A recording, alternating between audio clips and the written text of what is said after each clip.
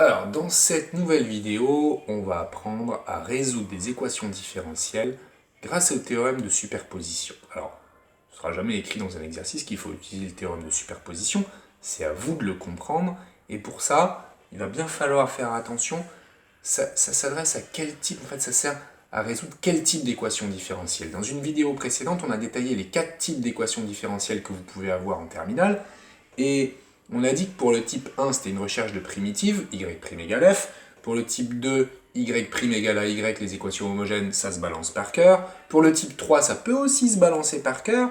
Mais attention, quand on vous demande de suivre le guide dans un exo, ou on vous demande de procéder par étapes, il va bien falloir utiliser le théorème de superposition. Même si c'est un petit peu dommage parce que c'est très facile de balancer ça par cœur.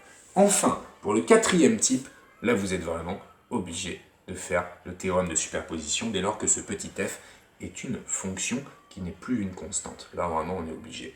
Alors, ça veut dire que voilà, pour ces deux types d'équations différentielles, et en particulier pour celle-là, lorsqu'on vous demande de faire des étapes, eh bien, on va faire le théorème de superposition qui va nous permettre de trouver toutes les solutions de l'équation différentielle. Alors, donnons un exemple pour les équations de type 3. Si je vous donne y' égale 3y plus 6, par exemple. Y' égale 3y plus 6. Voilà une équation qui est bien sûr du type 3. Y' égale ay plus b avec petit a égale 3 et petit b égale 6. Cette équation, je l'appelle E. Voilà. Je l'appelle E. Alors, je vais prendre plus de place, excusez-moi. Je vais écrire tout ça en haut. Y' égale y' E.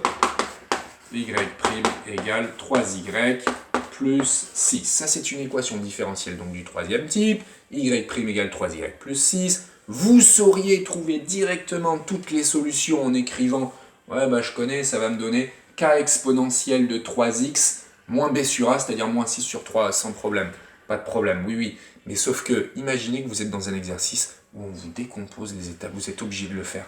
On vous dit d'abord, question 1, résolvez l'équation différentielle EH, ou E0, qui s'écrit donc, vous le savez, c'est l'équation homogène associée, y' égale 3y. On vous demande de résoudre ça, c'est la première étape, et ça va constituer la première étape d'utilisation du théorème de superposition. Donc si on veut résoudre ça, on va dire, bon, bah ça, les solutions de EH, que je peux appeler YH, YH de x ou YH de t, si la variable s'appelle t, attention, ça c'est écrit dans l'exercice, ça va être les fonctions k exponentielle de 3x, bien sûr, avec k qui appartient à grand R. Ok, ça c'est la première question qu'on vous pose, qui peut être en position 2, ça dépend, on peut inverser les deux parce qu'il n'y a pas d'ordre en fait pour faire l'une des deux questions.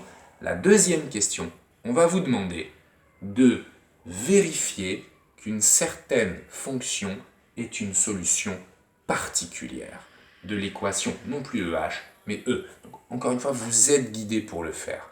On peut vous demander ça de deux façons. Rechercher une solution sous la forme d'une constante, ou bien, carrément, vérifier qu'une fonction constante est bien solution.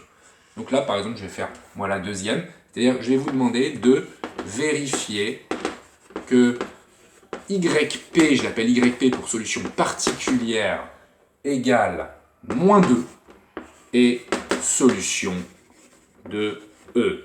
Voilà, je répète, c'est pour résoudre ce type d'équation du 3e type, mais en étant guidé avec plusieurs sous-questions. On doit faire comme ça. Alors, comment je vérifie que cette fonction-là est solution de E? Bien sûr, je vais devoir injecter la fonction moins 2 là-dedans, dans l'équation. Mais alors, attention, pour que je puisse l'injecter là-dedans, quand je regarde l'équation, j'ai besoin de y, ok, mais j'ai aussi besoin de sa dérivée. Et si la fonction, je l'avais appelée f, bah, j'aurais besoin de f' et puis de f de x, bien sûr. Donc là, je me dis, ok, je vais juste devoir donc dériver ça, comme c'est une fonction constante. Je vais dire que pour tout x appartenant à grand R, eh bien, yp' de x, c'est 0, dérivé d'une fonction constante. Et donc, pour vérifier que l'équation est bien vérifiée avec cette fonction-là, eh bien, il faut que, d'une part, je remplace y' par son expression, d'autre part que je remplace 3y plus 6 par son expression, et que je constate que ça va toujours faire la même chose pour tout x, bien sûr. Hein. Donc je l'écris, attention d'une part, d'autre part, c'est très important, il ne faut pas écrire l'égalité dès le début, sinon non, vous ne pouvez pas écrire dès le début ce que vous ne savez pas encore. On doit vérifier que cette fonction-là est bien solution. On n'écrit pas l'égalité, attention. On écrit d'une part et d'autre part. D'accord? Donc, d'une part, quoi? D'une part, y', d'accord? Y' de x, yp' de x, pardon, c'est 0. Et d'autre part, 3yp de x plus 6, ça fait 3 fois moins 2 plus 6, et ça fait 0. Qu'est-ce que je constate? Je constate que là j'ai 0, que là j'ai 0. Donc je vais dire que pour tout x appartenant à R, j'ai bien yp' de x égale 3yp de x plus 6, puisque la fonction yp, elle a bien vérifié l'équation différentielle. Ça veut dire quoi? Ça veut dire que yp est bien ce qu'on appelle, je l'écris là, yp est donc bien une solution particulière de mon équation E. C'est une solution particulière, d'où le petit p, hein. Petit p pour particulière. Solution particulière de E. Alors je récapitule. En étape 1, j'ai résolu l'équation homogène. En étape 2, j'ai vérifié qu'une fonction donnée était une solution particulière de l'équation. Donc en étape 3, je vais pouvoir répondre à la question qui se présentera comme ça, toujours, résoudre l'équation différentielle E. Et alors pour résoudre E, j'utilise le théorème de superposition, c'est là qu'il intervient. Théorème de superposition, d'accord? Les solutions de E sont les fonctions qui s'écrivent sous cette forme-là, y de x égale yh de x plus yp de x. Voilà. C'est ça le théorème de superposition. Ça vous dit que toutes les solutions d'une équation différentielle du premier ordre, linéaire, à coefficient constant, avec un second membre, eh bien, elles sont de la forme d'une somme de les solutions de l'équation homogène, ici c'est ce qu'on a fait en question 1, plus une solution particulière. Je dois faire la somme des deux.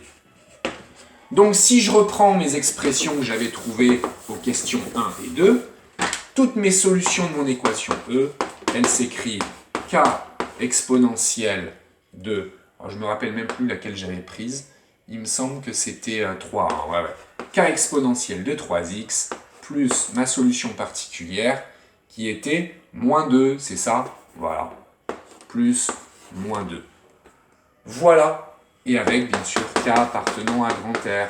Voilà. J'ai résolu mon équation différentielle. Et maintenant, peut-être que on va me poser la question, trouver la solution qui vérifie une certaine condition initiale.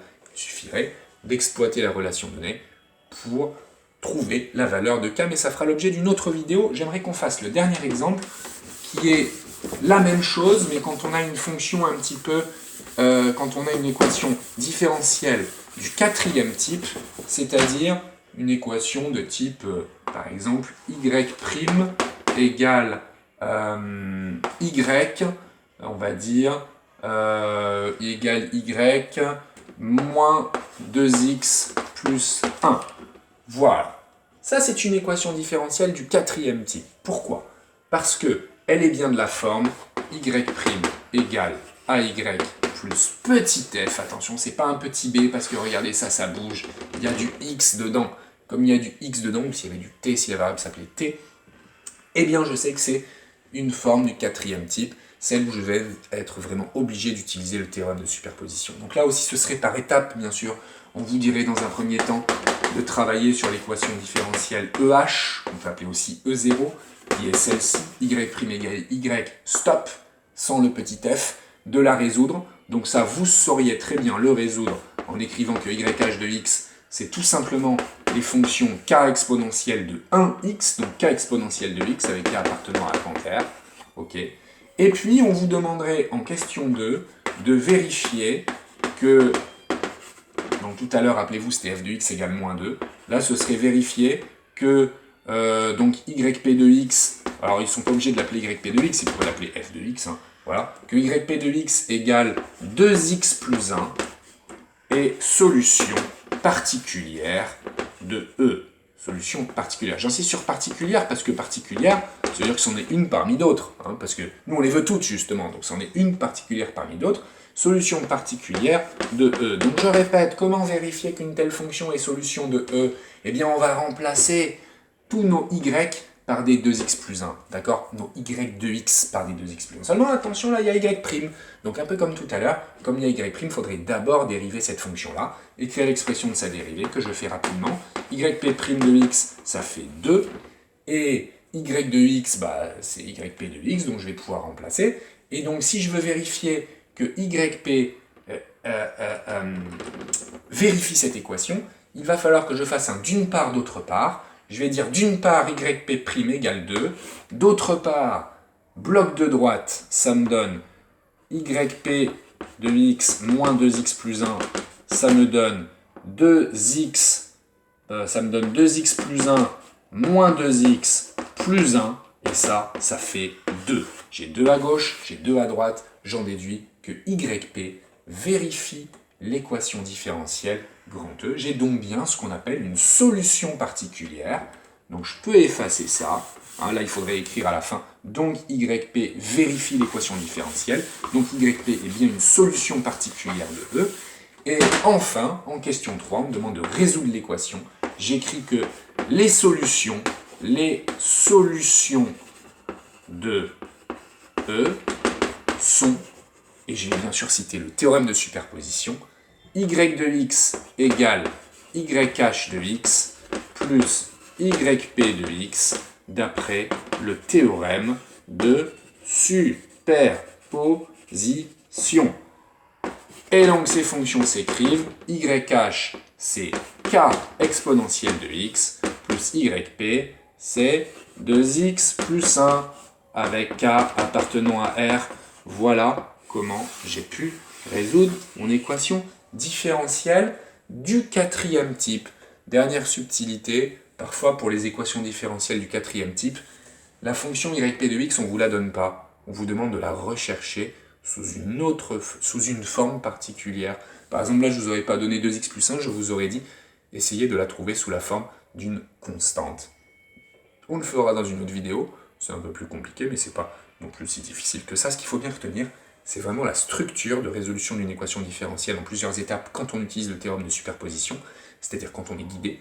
Hein. On vous oriente sur la résolution de EH, l'équation homogène, puis on vous oriente sur une solution particulière. Quand on vous demande de résoudre en conclusion l'équation, il faut ajouter les deux solutions et toujours avoir en tête qu'on a une infinité de solutions parce qu'il y a toujours un petit cas ici qui traîne. Et si on veut une solution, eh bien ça c'est qu'on doit avoir une condition initiale, on va en parler juste après.